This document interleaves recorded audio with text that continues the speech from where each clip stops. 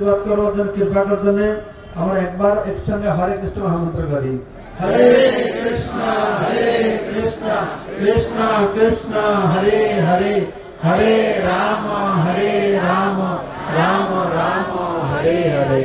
एक विशेष घोषणा है, हर साल जो रूट में रास्ते में हम लोग जाते थे लोकनाथ मंदिर होके, वो रास्ता परिवर्तन हो गया क्योंकि रास्ता बंद है, इसलिए दूसरा रास्ता पर इस बार जाने पड़ेगा।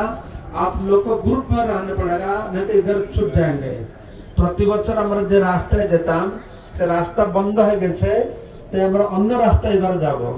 তো আপনারা সবসময় গ্রুপে থাকতে চেষ্টা করবেন, आगे आगे चले गए तो अपना भूल रास्ते चले जाবেন। और बीच में ताल बनिया जो स्थान है उधर सबको कुछ स्नैक्स नाश्ता दिया जाएगा, आप लोग ग्रहण करेंगे। सबार जन टंकतरानी কিছু प्रसाद থাকবে, ताल बनियाते থাকবে, तो विश्राम करबेन, उधर विश्राम करेंगे और सबको सर्टिफिकेट मिलेगा। अच्छा बंसी मैं दिया है